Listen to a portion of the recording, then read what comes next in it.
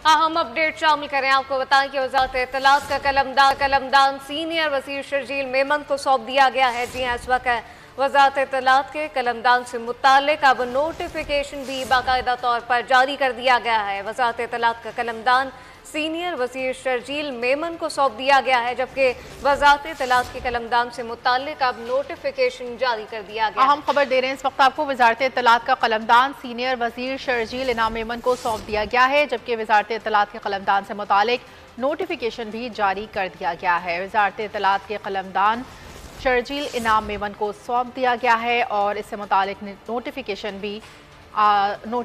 भी जारी कर दिया गया है। बिल्कुल, आपको बताएं कि इस वक्त नोटिफिकेशन भी जारी कर दिया गया है और वजारत इत्तलात का कलमदान सीनियर वजीर शर्जील इनाम मेमन को अब सौंप दिया गया है, जबकि इसके मुताल्लिक कलमदान का नोटिफिकेशन अब बाकायदा तौर पर जारी कर दिया गया है। वजारत इत्तलात का कलमदान सीनियर वजीर शर्जील मेमन को सौंप दिया गया।